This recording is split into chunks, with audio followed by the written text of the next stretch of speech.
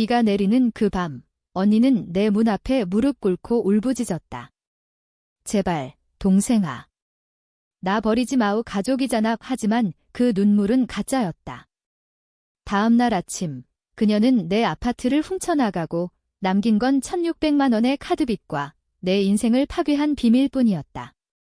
그 순간 나는 맹세했다. 이 빚은 돈이 아니라 피로 갚아야 할 원한이다. 비가 쏟아지는 서울의 밤은 언제나 그렇게 음울했다. 강남의 번쩍이는 네온사인 아래 나는 창밖을 멍하니 바라보고 있었다. 28살, 평범한 회사원. 매일 지하철을 타고 출근해 상사의 잔소리를 견디며 버티는 삶. 하지만 그날 밤 모든 게 변했다. 문 두드리는 소리가 들렸다. 세게, 절박하게. 문을 열자 거기 언니가 서 있었다. 젖은 머리카락이 얼굴에 달라붙어 30대 중반의 그녀를 더 초췌하게 만들었다. 은지야. 제발, 나 좀 받아줘. 언니의 목소리는 떨렸다. 그녀의 손에는 작은 가방 하나뿐. 남편이 도망쳤어. 집도, 돈도 다 없어. 나 이제 갈 데가 없어. 나는 순간 망설였다. 언니, 박수연. 우리 집의 맞이, 어렸을 때부터 나를 챙겨주던 항상 밝고 강한 언니? 하지만 5년 전, 그녀의 결혼 후 우리는 멀어졌다. 소식은 가끔 SNS로만 접했다. 화려한 여행 사진, 사치스러운 옷차림. 언니, 진짜야? 무슨 일 있었어? 나는 그녀를 안으로 끌어들였다. 비에 젖은 몸이 내 옷을 적셨지만 상관없었다. 가족이니까. 그 밤, 우리는 소주를 마시며 이야기를 나눴다. 언니는 울면서 털어놨다. 남편이 사업에 실패해 빚을 지고 도망쳤다고. 아이는 없었지만 그녀의 삶은 무너졌다고. 은지야, 너만 믿을 게 없어. 한 달만, 아니 일주일만 머물게 해줘. 일자리 구하고 나갈게. 나는 고개를 끄덕였다. 당연하지. 언니가 왜 그래? 내일부터 같이 살아. 다음 날 아침, 언니는 웃으며 커피를 타주었다. 고마워, 동생. 너 덕분에 살았어. 우리는 함께 시장에 갔다. 신선한 김치와 반찬을 사서 오랜만에 집밥을 먹었다. 언니는 옛날 이야기를 꺼냈다. 우리 엄마가 돌아가신 후 아버지의 폭력에서 나를 지켜주던 날들. 너는 항상 약했어. 내가 지켜줄게. 그 말에 가슴이 따뜻해졌다. 하지만 그건 시작에 불과했다. 며칠 후 언니는 일자리를 찾는다고 나갔다. 나는 회사에서 늦게 귀가했다. 집에 들어서자 이상한 기운이 느껴졌다. 서랍이 열려 있고 내 지갑이 사라진 게 아닌가? 언니, 소리쳤지만 대답이 없었다. 전화했지만 꺼져 있었다. 불안이 밀려왔다. 다음 날 은행 앱을 켜보니 충격이었다. 내 카드에서 500만 원이 인출됐다. 이게 무슨 내. 나는 떨리는 손으로 언니의 번호를 다시 눌렀다. 신호음만 울릴 뿐. 그날 저녁 경찰서에 갔다. 도둑이 들었어요. 하지만 증거가 없었다. 그냥 가족 간 오해로 치부됐다. 집으로 돌아오며 나는 생각했다. 언니는 왜? 하지만 아직 믿고 싶었다. 어쩌면 실수일 거야. 다음 날 우편물이 도착했다. 카드 회사에서 온 편지. 잔액 1,600만 원 의지연 시 법적 조치. 내 이름으로 된 빚. 언니가 내 카드를 도용해 쇼핑한 흔적. 명품 가방, 여행 티켓, 호텔 숙박. 모든 게 그녀의 SNS에 올라와 있었다. 마지막 포스트, 새 출발. 감사합니다. 가족. 그 순간 세상이 무너졌다. 비가 다시 내리기 시작했다. 나는 창가에 서서 울었다. 하지만 눈물은 곧 분노로 변했다. 언니, 너는 나를 배신했다. 이 빚은 돈이 아니다. 내가 내게 준 상처다. 그리고 나는 갚아줄 거야. 내 방식으로. 분노가 가라앉지 않았다. 나는 회사에 휴가를 냈다. 매일 카드 회사와 통화하며 빚을 상환 계획을 세웠다. 1,600만 원 내 월급의 10개월치 부모님 유산으로 산 이 작은 아파트도 위태로웠다. 하지만 그보다 더 아픈 건 배신이었다. 언니는 왜 나를? 어렸을 때 그녀는 나의 보호자였다. 아버지의 술주정에 맞서 나를 안고 도망쳤던 언니? 엄마의 장례식에서 은지야, 우리가 가족이야. 영원히 일하고 속삭이던 그 사람. 나는 과거를 파헤치기로 했다. 언니의 SNS를 뒤졌다.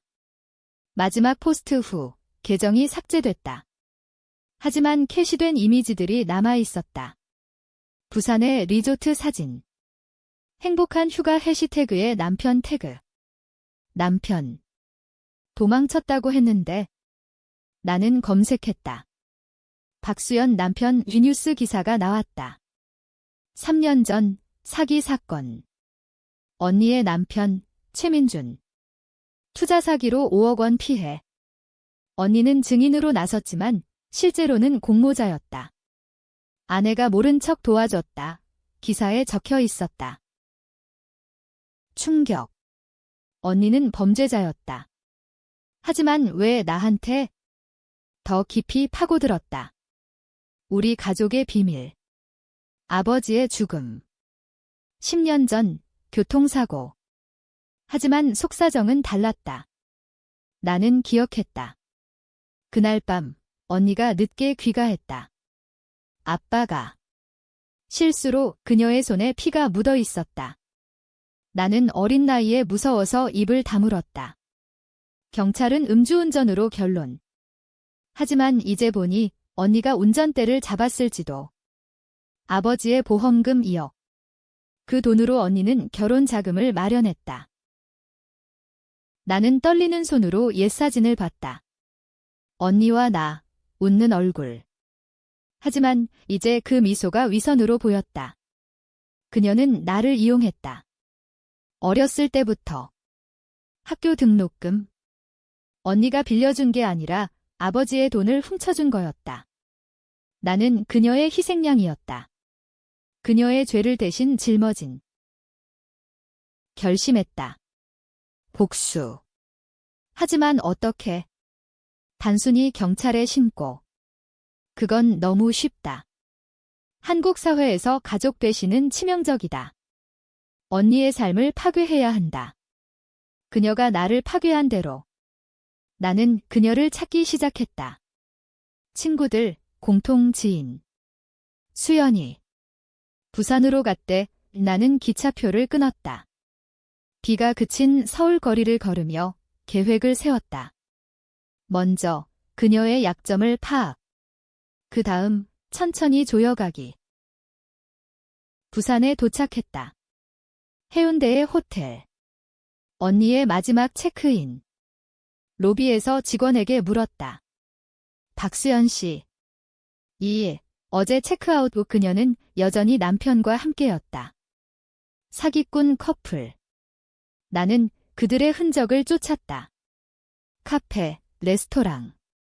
마침내 야경이 아름다운 벤치에서 그녀를 봤다.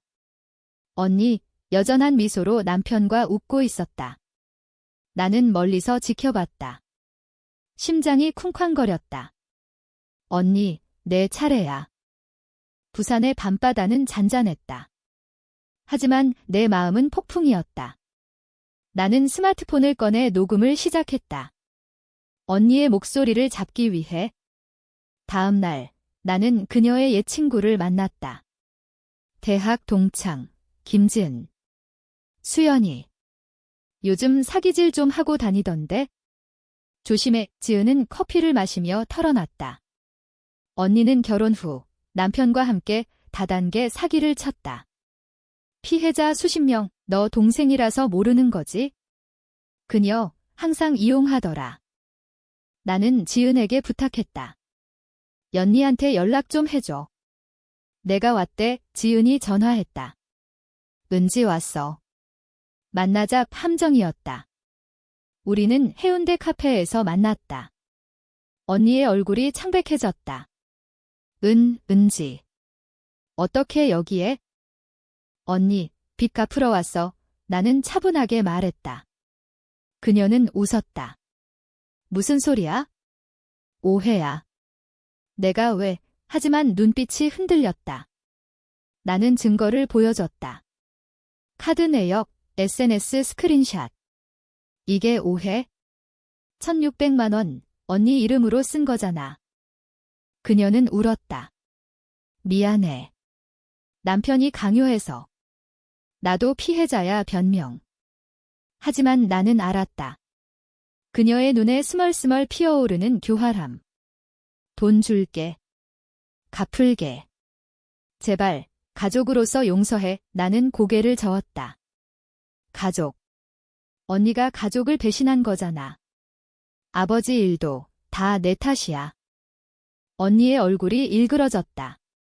그건 사고였어. 그녀가 소리쳤다.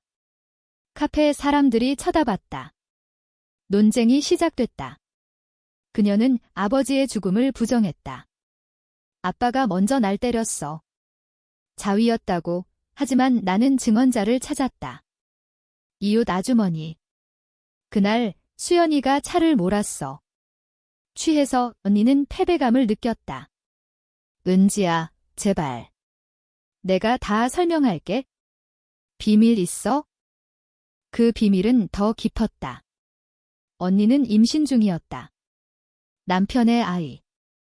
이 아이를 위해 용서해줘. 감정 호소. 나는 갈등했다.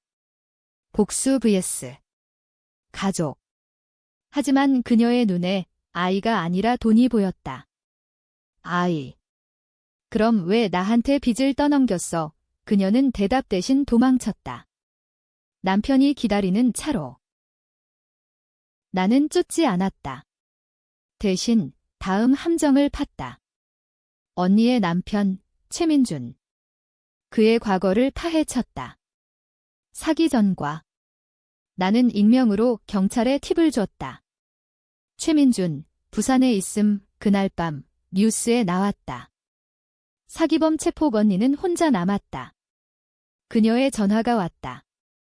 은지야, 민준이 잡혔어. 나 어떡해? 언니가 선택한 길이야. 나는 차갑게 말했다. 하지만 속으로는 떨렸다. 이 복수가 나를 변화시키고 있었다. 어두운 면이 드러났다. 한국 드라마처럼 가족의 비밀이 층층이 쌓여가며 긴장감을 높였다. 언니는 서울로 돌아왔다. 내 아파트 앞. 이번엔 무릎 꿇지 않았다. 그냥 서 있었다. 은지야, 대화하자. 우리는 안으로 들어갔다.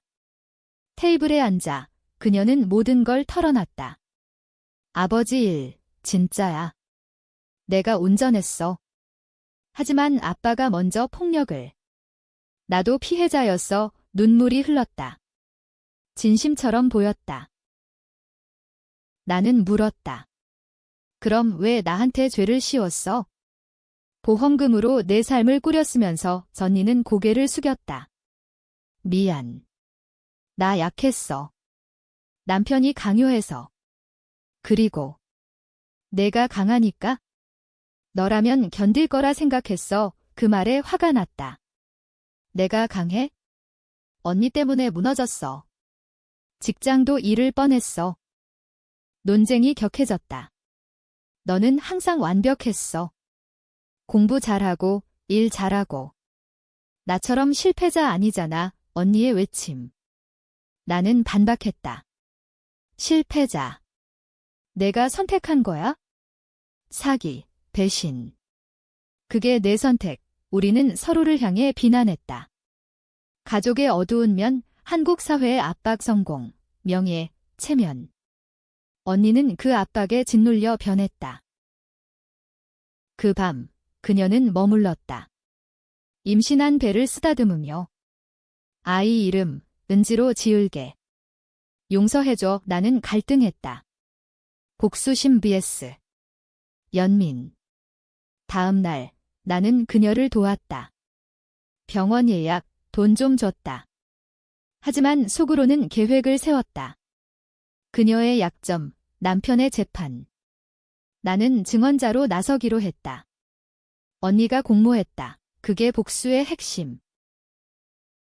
하지만 트위스트가 왔다. 병원에서 의사가 말했다. 태아에 이상이 있어요.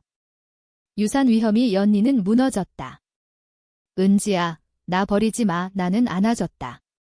괜찮아. 하지만 마음속에서 복수가 흔들렸다. 그녀를 용서할까? 아니면 파괴할까? 독자들이 누가 옳을까 고민하게 만드는 지점. 재판날 법정은 긴장으로 가득했다. 최민준의 변호사가 언니를 불렀다. 피고의 아내, 증언해주세요. 언니는 떨며 섰다. 민준이는 무죄예요. 다 제 탓. 하지만 나는 일어났다. 증언자 박은지입니다. 언니는 공모자입니다. 법정이 술렁였다. 증거, 내 카드 내역, 그녀의 메시지. 돈 좀 빌려. 갚을게. 언니의 눈에 절망이 스쳤다. 은지야. 왜? 재판 후 그녀는 나를 쫓아왔다. 내가 날 망치려 해? 가족을, 나는 소리쳤다. 가족. 내가 먼저 배신했어. 싸움. 그녀는 나를 때렸다. 이게 같은 년. 내가 내 엄마 대신 키웠어. 피가 흘렀다. 하지만 나는 맞섰다. 엄마. 내가 죽인 거잖아. 아버지처럼. 비밀이 폭발했다. 언니는 엄마의 죽음도 자백했다. 암으로 죽었지만 내가 약을 더 빨리 끝내주려 했어. 충격. 그녀는 가족의 고통을 끝내기 위해 범죄를 저질렀다. 나도 고통받았어. 너처럼 강하지 않아서. 나는 멈췄다. 복수가 무의미해졌다. 우리는 서로 안고 울었다. 하지만 트위스트, 경찰이 왔다. 내 익명 팁으로 언니도 체포. 박수연, 사기 공모 혐의의 그녀는 끌려가며 말했다. 은지야, 사랑해. 감옥에서 나온 언니? 2년 후, 나는 빚을 갚았다. 새 삶을 시작했다. 언니는 아이 없이, 홀로. 미안해. 내 덕분에 깨달았어. 우리는 재회했다. 용서. 부분적으로. 하지만 상처는 남았다. 결말, 비극적 화해. 그녀는 자살 시도했지만 내가 구했다. 이제 그만. 함께 살아. 하지만 독자들은 논쟁, 복수가 정의인가, 용서인가? 전체적으로 한국식 드라마 스타일 가족 비밀, 사회 압박, 도덕적 회색지대.